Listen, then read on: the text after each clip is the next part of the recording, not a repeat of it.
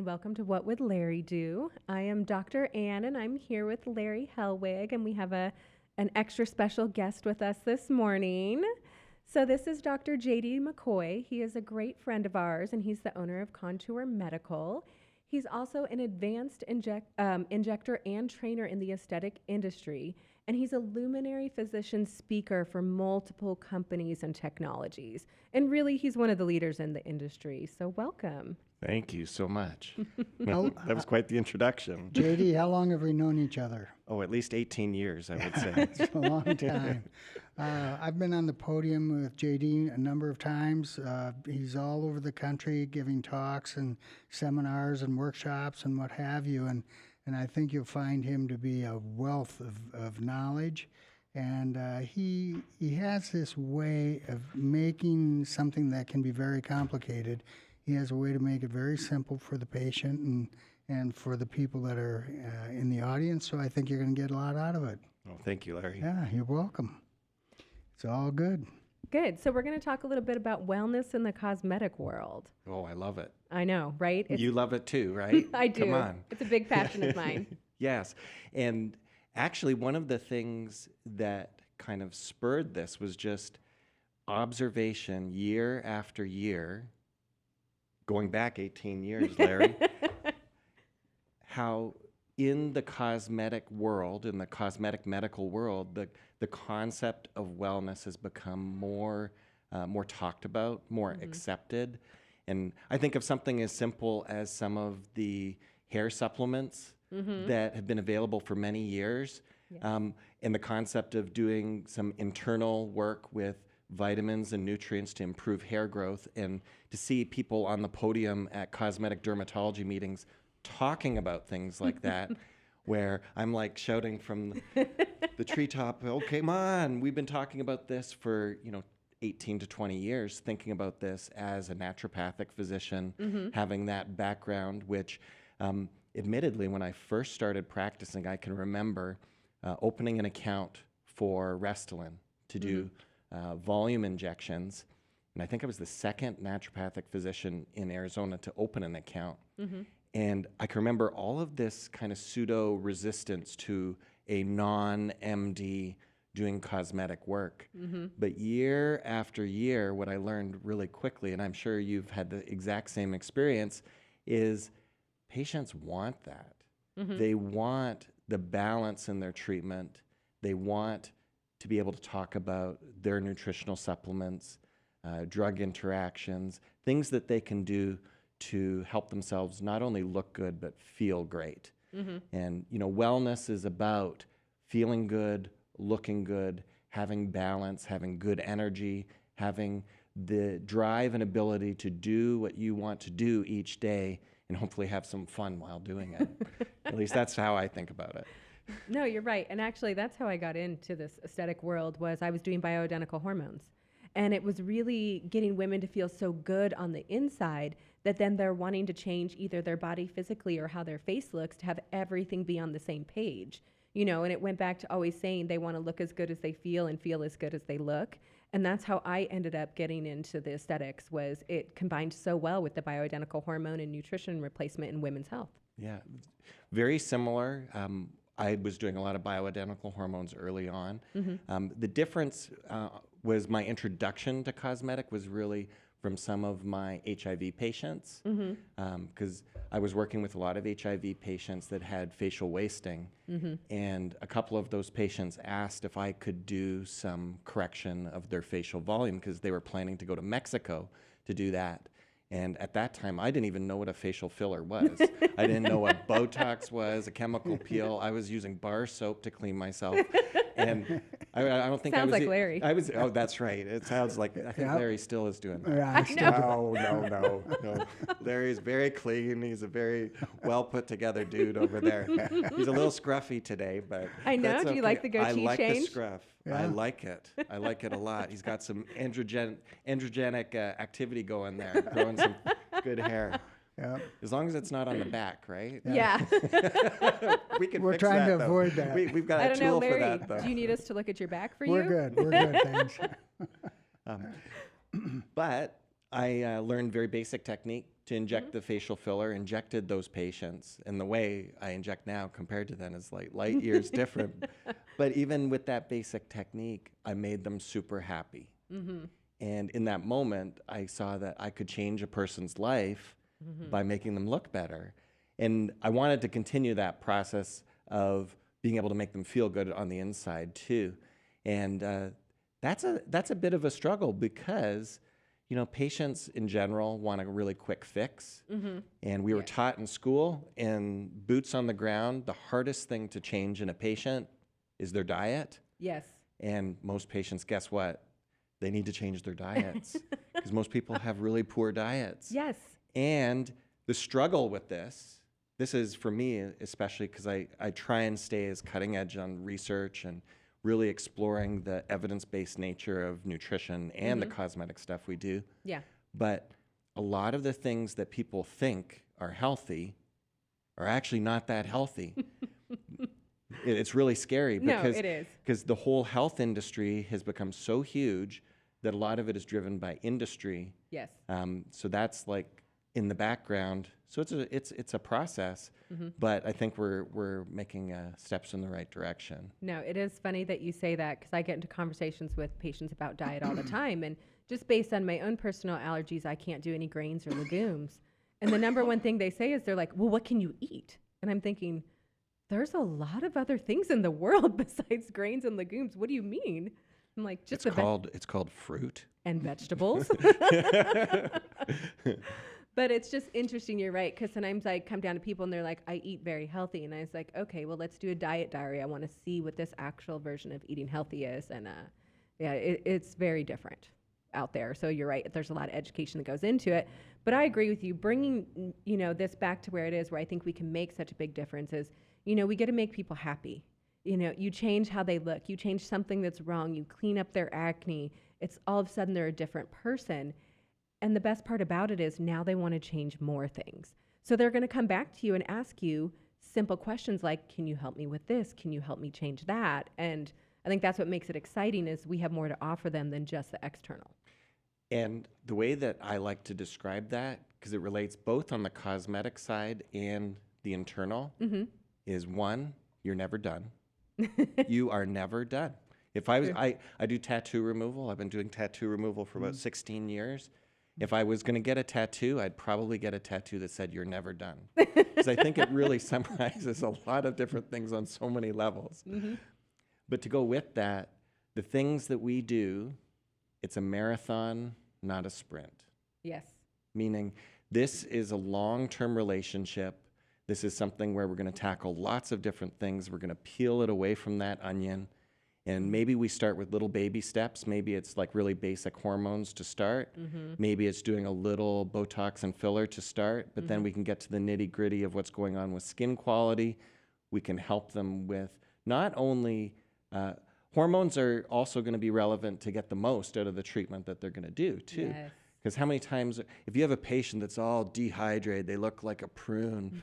They've got dry skin. They've got inflammatory, red skin, flakiness, itchiness. You've got to deal with all of that. You're not going to just treat them. And if you do, you need to have something to go along with it that's going to complement it. And sometimes it might be something like, okay, well, what's going on with their thyroid? What do their other hormones look like? Do they have any anemias? All of those different things that sometimes can slip through the cracks.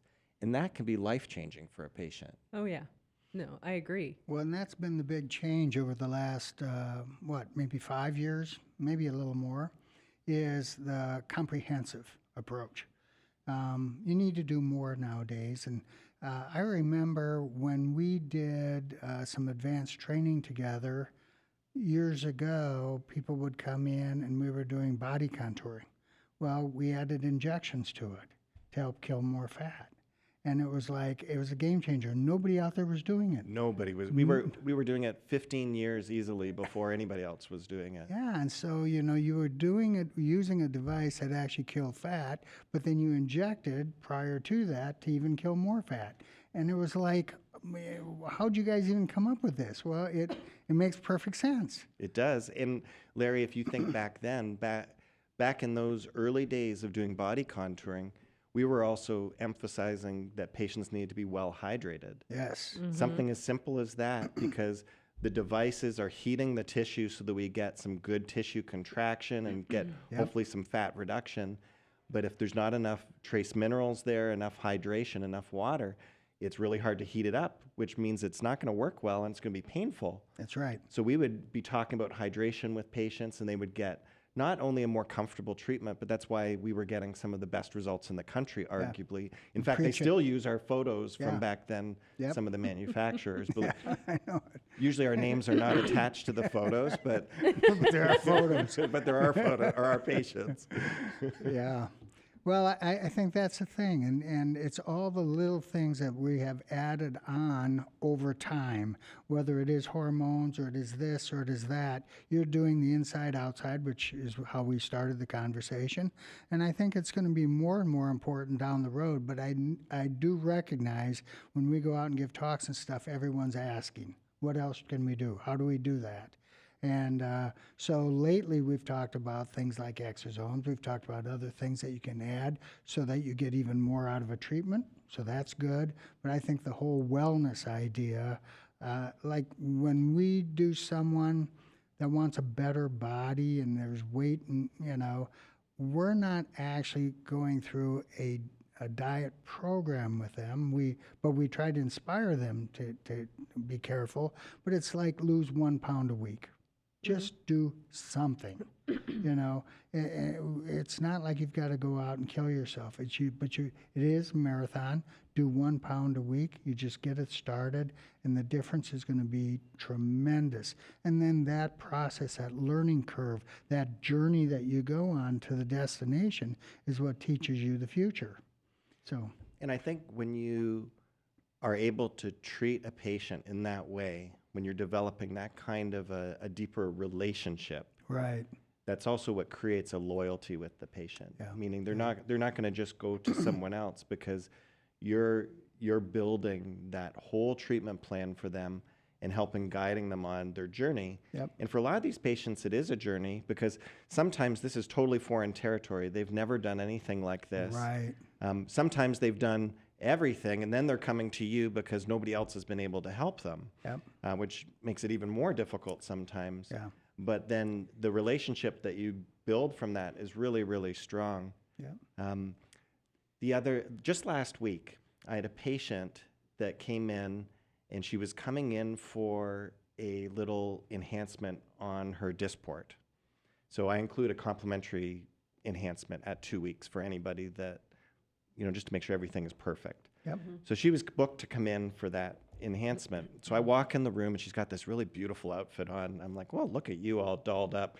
Because, a lot of patients come in, they're just in their workout gear, right? Yes, I was just going to say that, gym clothes. Yeah, so when you have someone that comes in that's dressed to the nines and looks really sharp, it always makes me stop, and I always like to comment and compliment the person. So a month earlier, I had done her thyroid medication, her hormones, and kind of wanted to change some things that her doctor was doing. And I kind of forgot about it. So she's sitting on the chair, and she's going to do the enhancement, and I had given her a compliment, and she looks at me, and I said, so how are you doing? How are things going? What's new? And she just started bawling. Tears of joy, smile. She's like, Dr. McCoy, I can't tell you how much better I feel since you've changed my thyroid. I feel like a new person. I can't believe how exhausted and horrible I felt for the last 10 years. And in 2 weeks, the difference in my life is tremendous. And she's just all bawling. And I had a nurse observing with me. She started bawling. Then I started bawling. So, and I was walking in just thinking I was going to do a little dysport enhancement. And I'm like, wow, this is pretty amazing. And all I did was take her off of a synthetic thyroid and just put her on a sustained release T3. Simple change. And it might not be right for everybody, but I felt like it was going to help her. Yep. Well, it was like night and day difference. Yeah. And when you think of someone that is having a hard time getting out of bed, wants to do all these different things, has low energy, doesn't feel like she has any ability to lose weight because she's doing everything she can do but not seeing any change, and then all of a sudden you can make a change like that with someone. It's profound. It is. It's amazing. And that's what I want to do with patients. I don't want to just make them look good. I want to make them feel good too. And it's not like that with every patient, but it was just a great recent experience that I thought, man, like for me, if I was going to choose where this would go, is that we were able to take the time to do that kind of assessment and thorough change with every single patient. Because right now, I don't have the time to be able to do it with every single patient. Yes. So to me, that would be just like, that would be an amazing evolution for things. But I don't know. Yet you're giving more time than they get at any physician's office. That's exactly that. It's hard to just say, okay, this is going to be an hour. You can't just always do an hour. But when they come in for different various things, they get quite a bit of time. I mean, if you were to compare it, I go see my family practice. I mean, I'm good for 10 minutes, 15 minutes. That's it. That's everything. Yeah. And that's a once a year exam, really to find out if I'm psychologically okay, I think. It's like, do you want to kill yourself? You have all this list of questions. Once you're on Medicare, the questions they ask you are just so I can't believe every single question has to do with how horrible you must feel, or are you going to want to kill yourself, or whatever. And it's like by the time you get in to see the doctor, it's like, no, I'm not going to kill myself. I feel pretty good. You're doing great, though. Yeah. Do you even need to see me? It's kind of like, probably not. So, but I think that's it. You're getting these, the patients are coming in and getting more time with the aesthetic in the aesthetic field for the most part. Yes. And I think when, both of you being naturopathic, your backgrounds, the whole body, the whole everything, I think it leads so well to that. Bedside manner is different. All that is different than what you learn in a lot of the other medicines. And I think it makes a big difference. But having the time and taking that time for a little bit more, even though maybe you can't do all of it at one time, it's adding up. Over a year, they've probably gotten an extra hour and a half of time that they didn't get from anybody else. So it's pretty substantial. Yeah. No, and that's definitely what started us down this path, is just realizing the opportunity that we have with these patients to take that extra time with them, where you can literally ask 3 different questions and set them down a path to help them feel better. And I mean, 90% of the time for me, what I have to do is say, okay, so we're going to schedule you a follow-up. Yes. Because I'm either sending you for blood work, or I need you to do this for me. I need you to do a diet diary, and we're going to bring you back and we're going to go over this more in detail. But it's the fact that you've given them an idea of like, what is the next step? Because I find a lot of times they don't know what the next step is. That thyroid patient is perfect. She's seeing her doctor. She's on a medication. They're not identifying that she's not converting to T3, even though you can look at the blood work and see that. So nobody's adjusting it. And she just thinks that I'm going to feel this miserable for the rest of my life. Like, this is normal.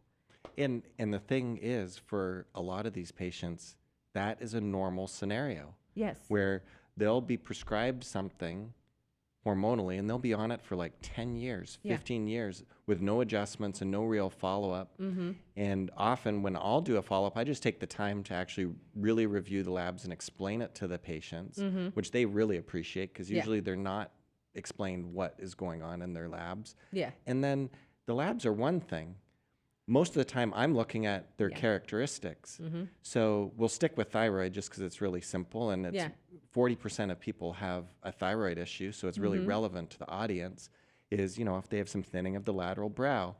A lot of patients that have problems with their eyes, it's not necessarily fat atrophy. It could be related to thyroid function. I can't tell you how many times I'll do thyroid on a patient and their eyes look significantly better before I do any treatment on them. Yep, that water collection around there. Yes, and just taking their pulse, getting them to do their basal temperature. These are kind of standard medical practices that have been lost. Meaning, we were taught in school, good physical exam and good standardized medical care is doing temperature, pulse. Actually, your Achilles reflex is another measurement of thyroid. And labs are actually kind of meant to be secondary. So the problem is the art of doing just basic physical exam has been lost. And I'm not saying that we all do it perfectly, but we have the opportunity to kind of observe some of those things in patients and ask questions that I don't think happens elsewhere. So it's a great opportunity. Yeah, well, and that's, for me, it always goes back to the labs are one thing, but you also have to ask the patient, how do they feel? Like, I feel like physicians sometimes are so quickly to look at the labs and say, oh, everything's normal, you're fine, just move on. And it's like, but wait, no, I still don't feel good. So can we look at everything together as a whole and maybe try to figure out what piece is off in there that's allowing me to not feel good? And that takes some detective work sometime. I'll use my mom as a good example. I've done my mom's hormones for like 16 years.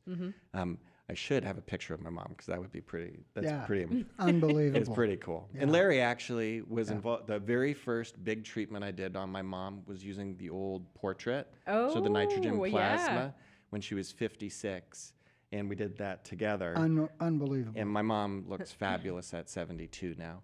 But she was having some problems with hot flashes. And I was looking at her hormones, and it wasn't a hormonal thing. It was a blood sugar thing. And looking at cortisol. So all like the simple fix for my mom that if she had gone anywhere else, they would have just tried to load her up on more estrogen. Was have her drink some sweet juice before bed. Bam. Is that miraculous or what? Because her blood sugar, because the detective work was, when are the hot flashes happening? Well, it's happening at night. Sometimes I'll wake up at 2 or 3 in the morning and I'm sweating and I have to throw the sheets off and I'm super hot.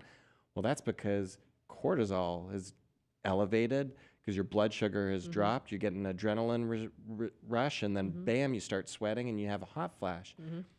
So you drink a little juice or you have something sweet, and it's gonna give you that blood sugar, and bam, no hot flash.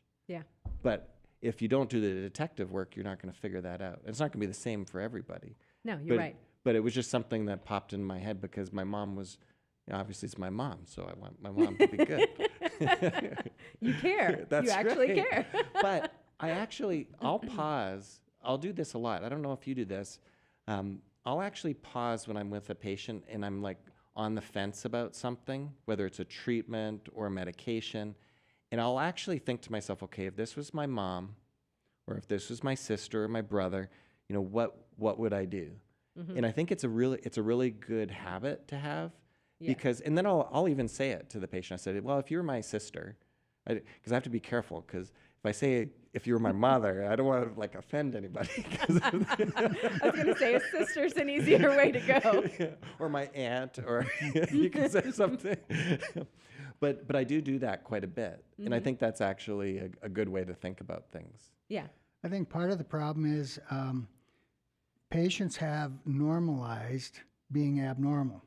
Yes. Because their sister is, their mother is, everyone else is, and that this is the new norm with age.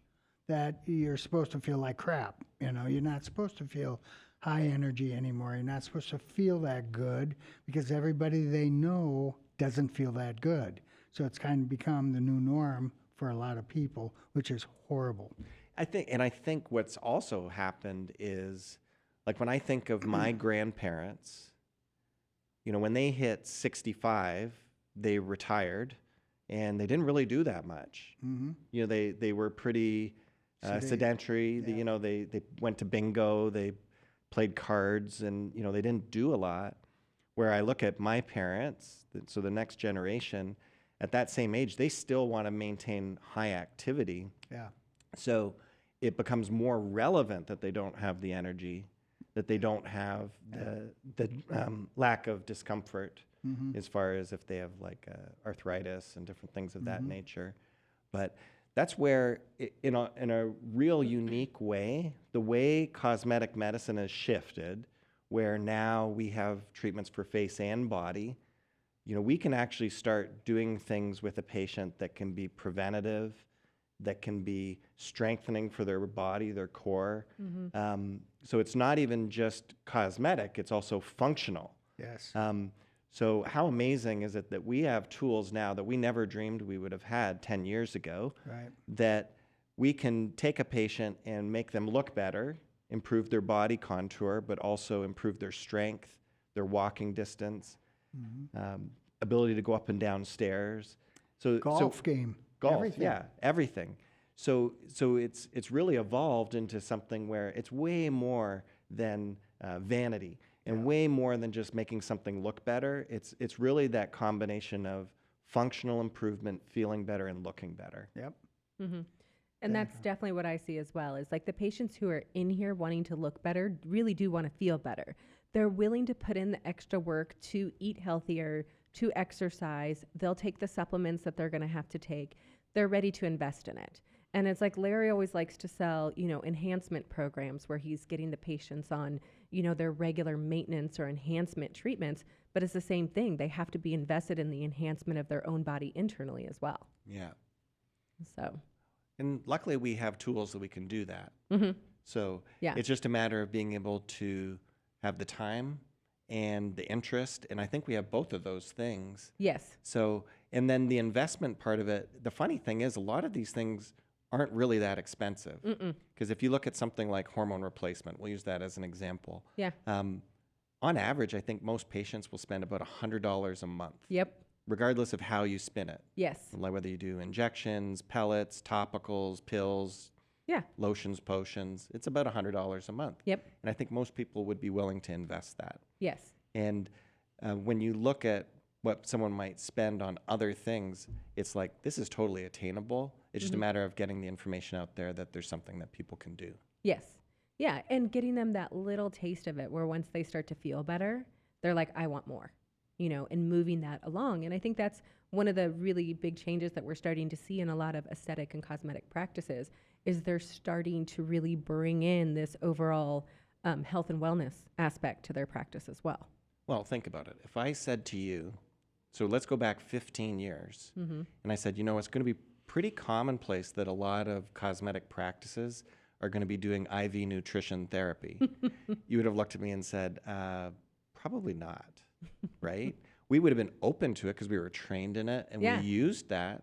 In fact, my first Myers cocktail I did on my classmate. We would practice on each other. Our first B12 shots we did on each other. I just gave Larry a Myers cocktail last week. Saved me. There you go. He was recovering and I was like, I'm doing an IV on you today. And he's like, well, I don't know. And by the end, he's like, yeah, I think I could have it. I just hooked him up. He had his pole. He was rolling down the hallway. So a Myers cocktail for the audience, so they know, is like a high dose of vitamin C, magnesium, all your trace minerals often, and it's used as an immune stimulant basically, and it helps with detox pathways. And it's very kind of an old school, but it's become new school because it's becoming much more mainstream. Yes. Which is great because what it's doing is it's just opening people's eyes to the idea that. Like everything, nutrition is important. Yeah. And it's going to make you feel better. Yep. And there's good evidence to support a lot of the components that are used in a lot of the IVs. It's not like this is voodoo. It's not like it's something very new. The literature's been around for a while. Yeah. And it's not crazy expensive either. No, but it was a game changer for you last week, wasn't it? It saved my life. It felt like it. I was sick, really sick, and I had so much stuff going on, and it's like you just can't continue at feeling like crap. So anyway, got hooked up. Next day, so much better. Not 100%, but probably 80% better, which was huge. And that's the sort of thing that can help anyone. I mean, you get worn out. Sometimes you get worn down. And COVID, I think, has played a role over the years. And then there's the stress, and there's this and that you're doing, and you got a lot of events going on. Well, I mean, this is ideal. You get an IV, and you feel good again. And wow, it's just such a big change, and it really gives you that big boost. Yeah. I think it also speaks on a deep level to some of the core naturopathic medical principles, because a lot of times, very early on, it's changed a lot, but colleagues would ask, and the general public might ask, well, how does cosmetic medicine blend, or how does it make sense as a naturopathic doctor to be doing cosmetic medicine? And the way I look at it is you really think about core naturopathic medical principles, which was using the food that you eat, Yep. the water that you drink, and light, sunlight. Those were like the core principles Yeah. of naturopathic medicine. And when you look at a lot of the things that we use today, it's just a different route of administration. That's the way I look at it. Yes. You know, we have sunlight or we have a coherent laser of light. It's just a modern iteration of the exact same thing. It's light that we're Yes. using. Yep. And whether it's some nutrients from something that's been grown in the ground or something that's isolated that we might inject or use a IV or apply topically, it's just a different route of administration with a modern twist. And I want to take advantage of some of those modern twists when it's appropriate. Yes. And I think we do that really well. Yeah. Because it really has an affinity for the base training that we had, which was in a lot of these core principles. Even you think of an injectable gel of hyaluronic acid. Yes. You know, hyaluronic acid is a building block in our tissue. Yep. It's a glycosaminoglycan. We're trained in it. Every doctor's trained in it. And we're just injecting some of it to add a little bit more where we want it. Yep. Bringing water to the area. While the gel is Yeah. 99.9% water. Yes. It's just an expensive Water. water. The most expensive water on the planet. Because it's more expensive than platinum by ounce, I think. True. Yeah, I wish it was cheaper because I would love to do what I do for free. Oh, yeah. I would love to do that. Oh, yeah. But these materials are expensive, so Yeah. that's a whole other topic. No, but absolutely. And you're right. Going back to like the core principles, you know, we were always taught you have to treat the whole person, the physical, the mental, the emotional, and the spiritual. And when it comes down to the mental and the emotional, people sometimes want to underplay that if they have different things that bother them in the way that they look, it messes with their mental and emotional. That I can get everything corrected internally, have them on a perfect diet, you know, get their hormones balanced, get them exercising, but yet there's still something going on their face or their body that's bothering them. Every time they look in the mirror, it eats away at them. And the second you fix that, it changes how they feel instantly. And then you really are treating the whole person because you're looking at them as, you know, one unit and not just picking apart the pieces. No, absolutely. And I can relate to that firsthand because one of the first lasers that I was trained on was actually a little krypton laser for doing mole removals. Okay. And I used to have a mole on my neck right here Okay. that when I was a kid bugged me so bad. I would never wear a shirt that showed my neck. I would intentionally wear shirts that would cover up the mole. And it bothered me so much. So when I was doing this initial training, the doctor offered to remove the mole. I was like, oh my gosh, that would be amazing. And removed the mole. And I can tell you when the little scab came off and I had no mole there, it felt like this huge weight was lifted from me. And it was so silly. It was just a little mole. Yes. And I probably could have done years of psychotherapy to try and fix the way I looked at that mole. But just removing that little mole, I can say, really changed my life. Yes. All of a sudden, if I wore a shirt that was open, I didn't care. I'd actually take off my shirt because I wouldn't even take off my shirt. It was really amazing. And it was a learning experience very early on how sometimes little things can make a big difference for somebody. I agree. And that's the thing that you can change for them, and it changes their life. And, you know, Larry will always even say this with like body contouring that, you know, if you change one little piece, the patient's now motivated. They're working out more. They're walking more. They're taking the stairs when they weren't before because they feel so good. It starts to be like that compound interest where all these things start to change and it moves them forward. And it can start with the smallest little thing. Yeah. I remember doing a deep resurfacing on a patient, and she had a mole right here, and you know, nobody ever offered to take it off or remove it, and so I'm doing the resurfacing, and she's under drugs, but I asked her about it because I didn't like it. I wanted it gone, and yeah, you know, gives me the yes. Well, what it came to be is she looked fantastic after the resurfacing, but all she could talk about was that the mole was gone. It was, you know, it's like, wait a minute, you have a whole new face, you know. but she was so into it. So And she again, probably never knew that she could even do anything. yeah, nobody offered, nobody wanted to, whatever, and it was like so easy. So anyway, it was crazy. Well, what direction do you think all of this is going? I mean, I think I've mentioned a couple times in our recent podcast that the technology, my belief is, the technology in the last 3-4 years is probably better than what we've had in the previous 10 or 15. I'd agree. It's like it's insane what this stuff is doing now. It is so good and it's so exciting. Where do you think it's going to go? I think as far as the technology, we've kind of alluded to it earlier a little bit, but I think it's really that we don't necessarily need a huge jump in the technology itself, but maybe the way that we utilize the technology and the things that we can use with it, whether it's topical exosomes, other growth factors, other nutrients, things internally that can help us get the most out of treatments or combine with treatments. Right. Because often, we've seen that when you combine things in a mindful way, it's a 1 + 1 equals 3. Yeah. And that is consistent. So I can't imagine it not being consistent with what we have now.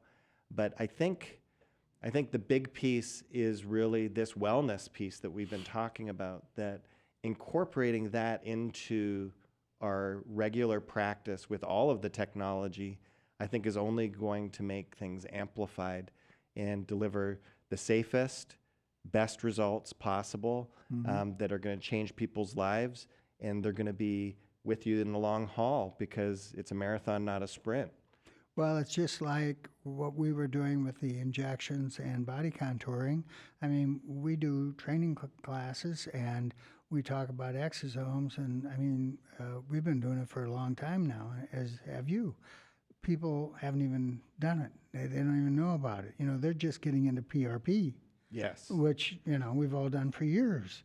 So it's like a lot of the offices are still a little slow to adapt, and adopt. But I guess. it's partially because our bias is that we've always been early adopters. Well, that's true. Which has a little bit of risk involved because as an early adopter, you're trying something that pretty much nobody else has tried very early on. So you have to figure out how something works best, whether it works at all. Yeah. And what then, can go wrong. And then how to get the most out of something new, because you don't have a lot of other people you can go to say, oh, how do you do this? Yeah. You're the one figuring that out. Yeah. So we've always kind of had that luxury, and I'd hope that we continue that path. But I think the thing that is cool is a lot of these things are becoming more mainstream. And like everything, when you have more minds working together and more energy and typically more investment, then what ends up happening is you have movement in the right direction, ideally. Yeah, it's really been exciting. And everything going forward, from conversations with some of the manufacturers and what they've got coming, boy, is that going to be fun. Yes. It's really good stuff. And again, getting people on board to adopt this new technology and combining the therapies together, that's something we've preached now for many, many years, but more and more people are finally starting to do that. Yeah. Well, so it's all good. I think one of the changes that we've seen more in the last couple of years too is when, COVID-19 came about and people really began to be interested in their immune health and their overall health and what predisposes them to be at higher risk for, an increased infection or death or whatever it is, that patients are asking a lot more questions now about just simple things like nutritional health, immune support.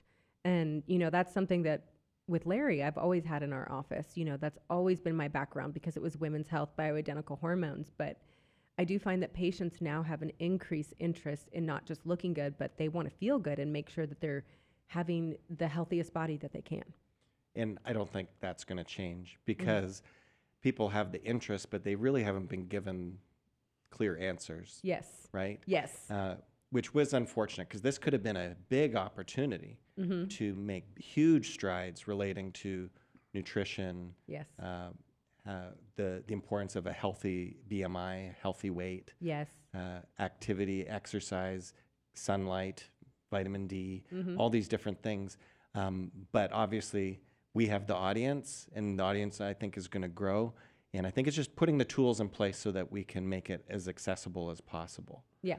And I think with manufacturer support, I think if we start seeing not just the providers doing this, but the manufacturers that are selling the devices and building these procedures and different things from an education standpoint, the more that we have this kind of coming from all directions, the faster things are going to change and the bigger things will change. I agree. It's huge. Well, It's good. exciting. Well, I think we're kind of coming to the close of our program. Any last words of advice that you would have for our listeners, or any last key things that you want to tell us? I'd say the biggest thing right now is utilize the provider you have. And if you don't have a provider that is addressing some of the things that we've talked about during this podcast, you probably need to look for a different provider. Yeah.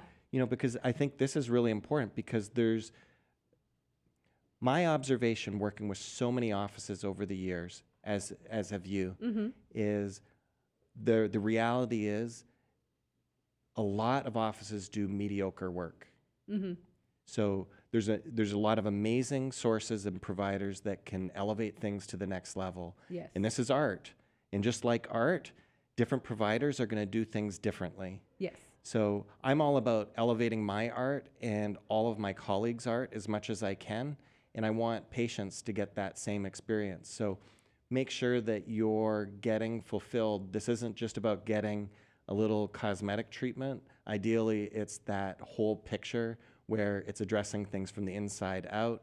And obviously, you'd be a great resource for that. If people are struggling finding someone in that regard. And I think the future may be that there's an association of like-minded providers that kind of commit to that kind of functional approach to their cosmetic practice. So that would be my little piece of advice. In addition to you're never done. Did you hear that, Larry? I did hear that. Oh, Larry knows that he's never done. Yeah. I'll be doing this till I die.